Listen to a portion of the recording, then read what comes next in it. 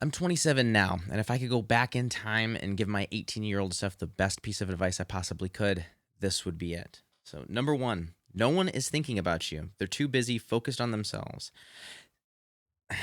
I used to be very insecure, wildly insecure about everything. I thought everybody was focused on me. Everybody was watching me. Everybody was waiting for my next move, my next downfall. And because of that, I tried to make up for it. I was constantly living through the eyes of other people to tell me what to do with my life. And that was unbelievably exhausting. I had no idea what other people wanted because I was making it up anyway. I mean, really think about this. Um, I wrote this down, but uh, stop making choices based on the imagined thoughts of somebody else. We're making it up. We have no idea what other people think. Even when they tell us things, we still have no idea what they actually think. So we're making it up. If we make it up anyway, why don't we make up something positive, something good? Why don't we, if we're just going to imagine people are thinking about us, why don't we imagine that they're thinking positive things about us, good things about us? It was so debilitating because I was always worried that other people would see. Like, I didn't want to post any of my music production stuff on Instagram because I was afraid that someone was going to see it and they were going to think that I wasn't a legit producer, which is so silly. And when I wanted to start making money from music production and go into this creatively, I was so scared that other people were going to see me do this and think like, oh, why didn't you just go get a real job and all these other things? And it was very exhausting.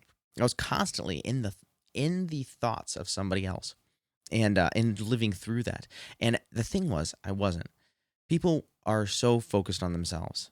They're, I mean, even if they do think of you for a few seconds, and even if they do have a negative thought, they're immediately back into their own day. They have bills to pay. They gotta go to the bathroom and get food, and they have their own relationships, and they're also insecure as well. So if I could go back in time and tell my 18-year-old self this, I would say not only are they not thinking of you, they're so busy focused on themselves that they can't think of you. It's really true. And this might sound a little bit depressing to some people, but it's very free. It was very freeing for me when I realized this.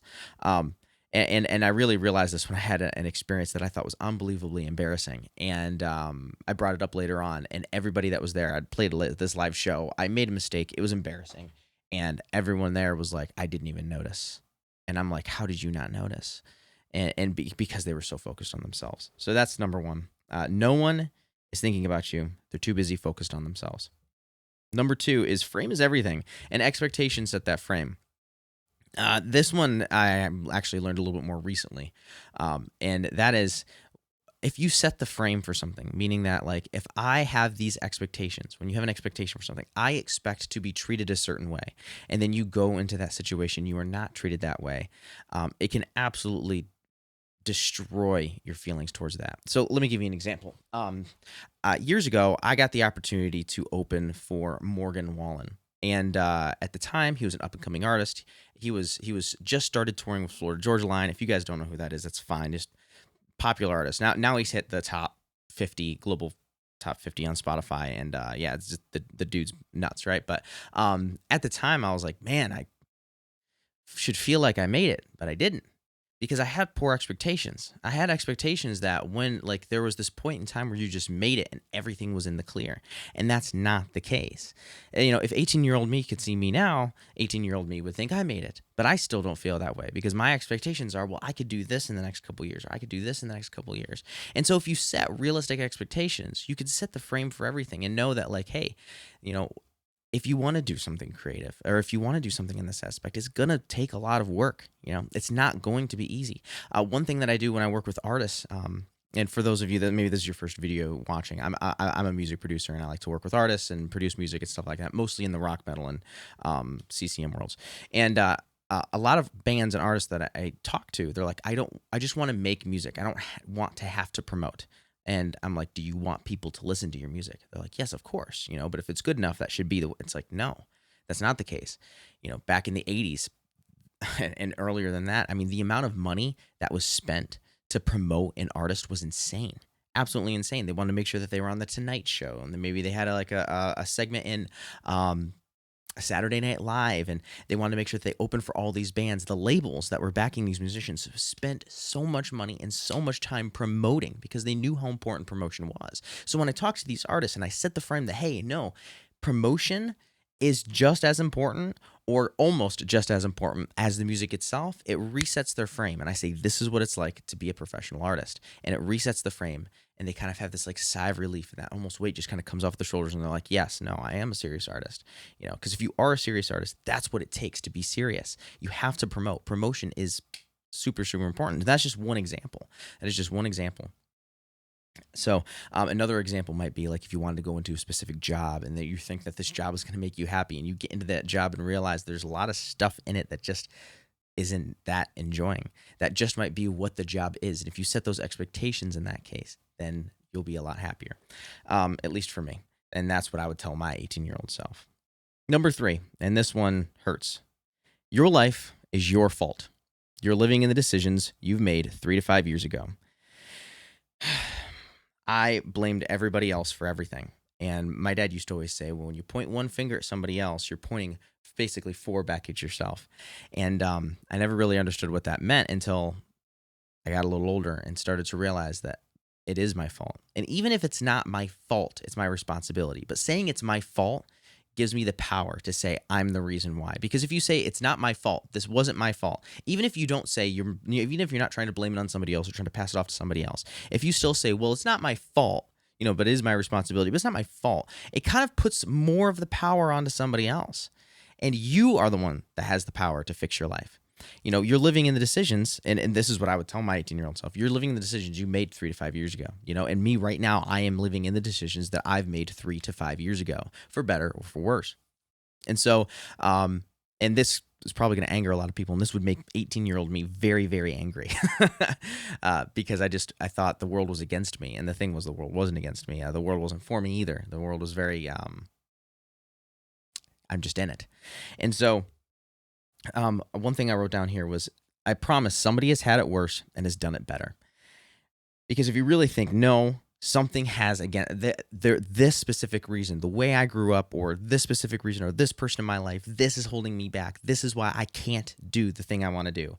I wrote down Frederick Douglass, who was born a slave, learned how to read, self-taught himself how to read, escaped slavery, wrote books, and had amazing speeches, and was one of the key people of influence to destroy slavery and abolish slavery.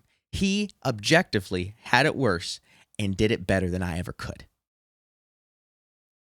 And so if you really want to hold yourself back and say, well, there's something else, I want to put the power to somebody else, it really kind of takes away a lot of that power that you have in yourself to be able to fix your own life and make your own decisions.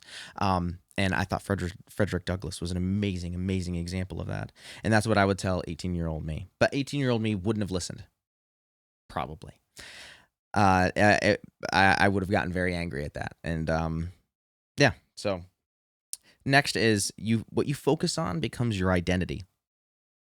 I always remember getting very like political, and I would focus on these different areas of politics and these different areas that I thought I didn't have control in, and all this other stuff. And when I focused on something, that's what became like the biggest problem. I was like, this is the problem. This here is the problem. And I ignored everything else.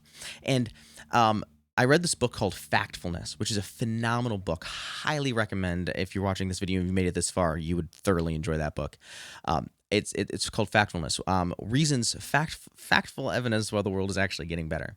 And through the book, I was like, no, the world's definitely getting worse. I thought the world was getting worse. It was just going down. And I read this book called Factfulness. And it's like, if you just focus on different things to track, the world's objectively getting better. The infant mortality rate, which is one of the worst things that could ever happen. I mean, that is awful. And it has dropped so much. Children are now able to make it to their first birthday and their 5th birthday at an alarming rate, even over the past 50 years. This is incredible. We are living in an incredible age, but no one's focused on that. They're too busy focused on what somebody said online.